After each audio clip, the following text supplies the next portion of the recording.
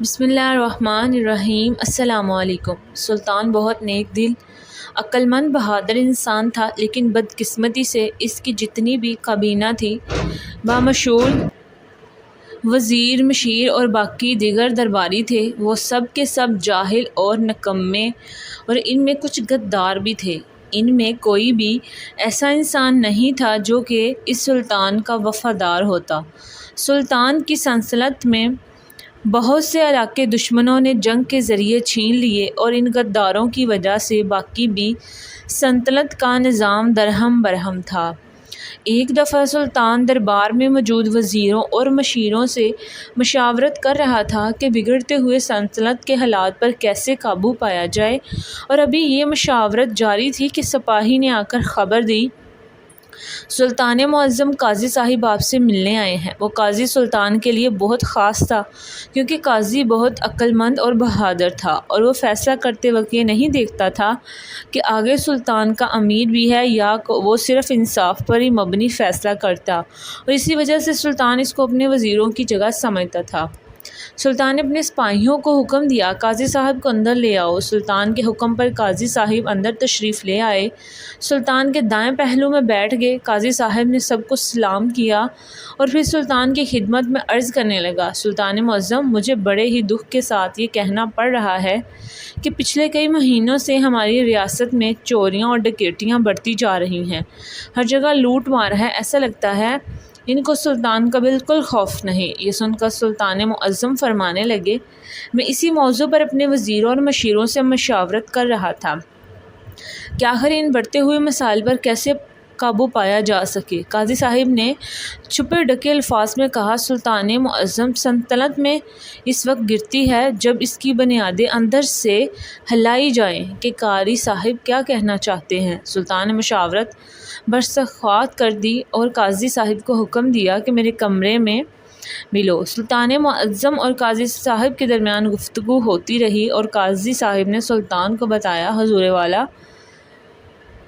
بغاوت آپ کے اپنے ہی گھر سے شروع ہو گئی ہے، اس لیے آپ کی سلطنت دن بدن کمزور ہو رہی ہے، اور مجھے خدشہ ہے کہ آنے والے وقت میں سلطان کی امارت گر جائے گی۔ یہ سن کر سلطان نے کہا، تم اپنی بات تفصیل سے بتاؤ۔ تو قاری صاحب نے سلطان کو صاف صاف بتا دیا کہ بغاوت آپ کے اپنے وزیر اور قریبی مشیر کر رہے ہیں، اور غدار بھی چھپے ہوئے ہیں۔ اور اس کے بعد قاضی صاحب نے سلطان معظم کو یہ بھی بتایا کہ آپ ان کو کس طرح بے نقاب کر سکتے ہیں۔ سلطان اور قاضی صاحب کے درمیان ابھی یہ بات ہو رہی تھی کہ ایک سپاہی نے آ کر خبر دی، حضور والا، ایک سوداگر باہر کھڑا ہے جو قاضی صاحب سے ملنا چاہتا ہے۔ ہم نے اسے بہت سمجھایا ہے کہ قاضی صاحب سلطان کے ساتھ اہم مشاورت کر رہے ہیں، لیکن وہ ماننے سے انکار کر رہا ہے، اور اس نے بہت شور مچا دیا ہے، جس کی وجہ سے ادھر ادھر کے لوگ اکٹھا ہونا شروع ہو گئے ہیں۔ یہ سن کر سلطان نے حکم دیا کہ اس سوداگر کو میرے کمرے میں لے آؤ۔ قاضی صاحب نے کہا، سلطان معظم کی حفاظت سب سے اہم ہوتی ہے، آپ اسے کمرے میں نہ بلائیں۔ لیکن سلطان نے کہا، جب تک میری زندگی لکھی ہے اس وقت تک مجھے کچھ نہیں ہو سکتا، اس سوداگر کو اندر آنے دیجیے۔ سلطان کے حکم پر سوداگر کو قاضی صاحب اور سلطان کے سامنے حاضر کیا گیا۔ قاضی صاحب نے اس سے پوچھا، بتاؤ ایسی کیا وجہ تھی کہ میری عدالت کی بجائے تم یہاں پہنچ گئے؟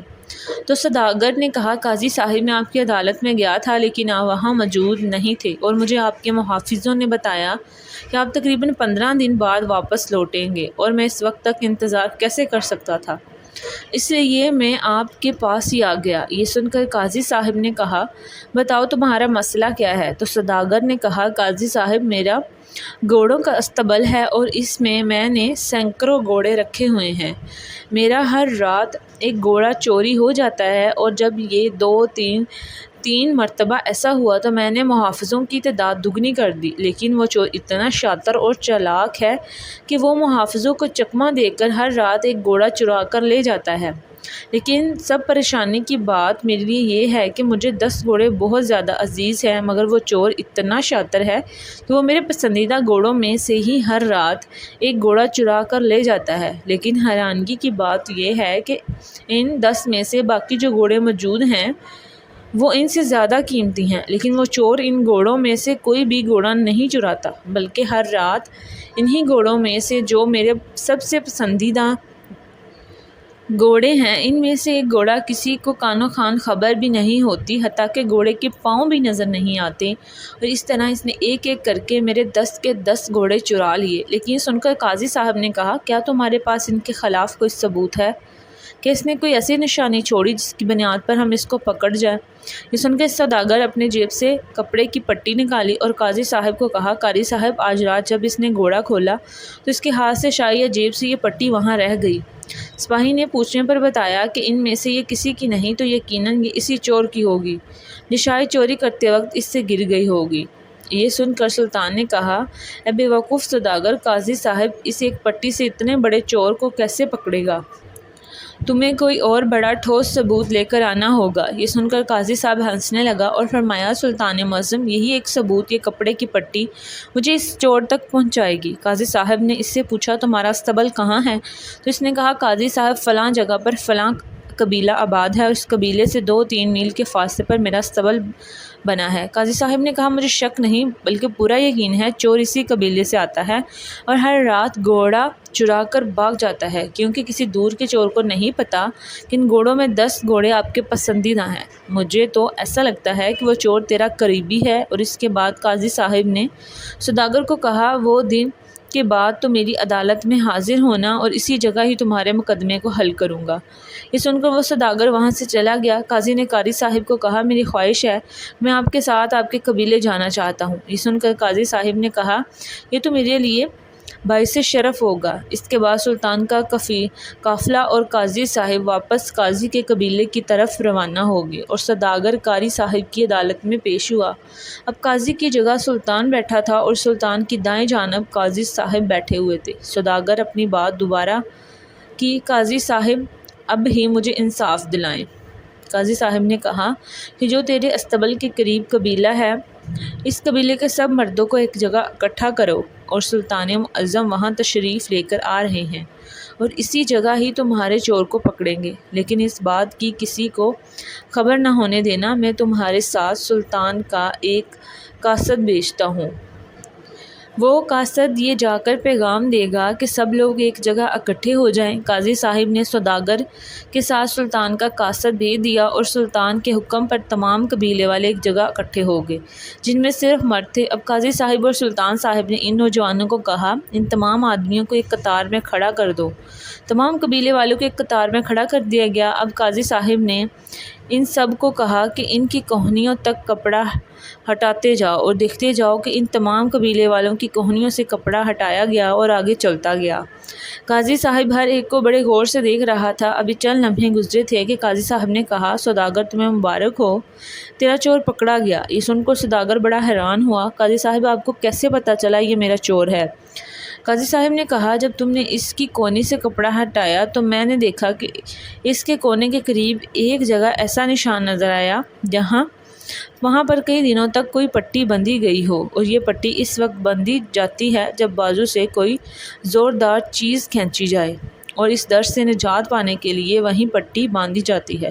پھر سلطان نے اس چور سے کہا، تم اور کوئی گھوڑے بھی چوری کر سکتے تھے، لیکن صرف وہ 10 گھوڑے ہی تم کیوں چرا کر لے گئے، جو سوداگر کے سب سے زیادہ پسندیدہ گھوڑے تھے، حتیٰ کہ وہ باقیوں سے زیادہ قیمتی نہیں تھے؟ تو اس نوجوان نے کہا، قاضی صاحب، یہ سوداگر ایک عام سوداگر تھا، لیکن اس کا وقت بدلتا گیا اور یہ دن بدن ترقی کرتا گیا اور اس نے اتنا بڑا استبل بنا لیا، لیکن اس نے کبھی اپنے قبیلے میں کسی غریب کی مدد نہیں کی۔ قبیلے کے کئی خیمے میں غریب لوگ کئی دن تک بھوکے سو جاتے ہیں، لیکن اس نے کبھی کسی کے ایک نوالے کے بارے میں بھی نہیں پوچھا۔ میں اس کے پاس مدد طلب کرنے کے لیے آیا تھا، لیکن اس نے میری ایک نہ سنی۔ جب میں نے دیکھا کہ یہ اتنا سخت دل ہو گیا ہے تو میں نے ٹھان لیا کہ میں آہستہ آہستہ اس کے تمام گھوڑے چرا کر لے جاؤں گا، لیکن یہ جرات اس کے سب سے پسندیدہ گھوڑوں سے کروں گا، تاکہ اسے بھی پتہ چلے کہ جب کسی سے پیاری چیز چھین لی جائے تو کتنا دکھ ہوتا ہے۔ آپ نے کہا، تمہارا دل صاف تھا، لیکن تمہارا طریقہ کار غلط تھا۔ اب بتاؤ وہ گھوڑے کہاں ہیں؟ اس نے کہا، قاضی صاحب، میں نے وہ گھوڑے فلاں تاجر کو بیچ دیے اور ان سے راشن خرید کر میں نے تمام قبیلے کے لوگوں میں بانٹ دیا۔ یہ سن کر سلطان نے کہا، ان سب گھوڑوں کی قیمت میں ادا کروں گا۔ اور اس نوجوان کو قاری صاحب نے سلطان کے حکم پر اس کو رہا کر دیا کیونکہ اس کا مقصد غلط نہیں تھا، لیکن آئندہ سلطان نے اسے تائید کی کہ چاہے تمہارا دل صاف ہو یا برا، لیکن غلط کام ہمیشہ غلط ہوتا ہے، اس لیے دوبارہ چوری کرنے کی کوشش نہ کرنا۔ پھر سلطان نے سوداگر کو کہا، یہ جو رزق ہوتا ہے یہ اللہ تعالیٰ کی دی ہوئی امانت ہوتی ہے، اگر تم اس پر سانپ بن کر بیٹھو گے تو آخرت میں تم اللہ کے سامنے کیا جواب دے گے؟ اور اس سوداگر کو ہدایت کی کہ تم غریبوں کی مدد کیا کرو۔ اور اس کے بعد سلطان قاضی کی عقل مندی سے اتنا متاثر ہوا کہ اسے اپنے شاہی قاضی مقرر کر لیا گیا، اور روایات کی بدولت سلطان نے بڑے بڑے فیصلے کیے اور اپنے دربار میں غداروں کو انجام تک پہنچا کر ایک مضبوط سلطنت قائم کی، اور اپنے علاقے اپنی بہتری حکمت عملی کی وجہ سے واپس لے لیے گئے۔ اگر آپ کو یہ کہانی پسند آئی ہے تو میرے چینل کو سبسکرائب کریں اور ویڈیو کو لائک شیئر ضرور کریں۔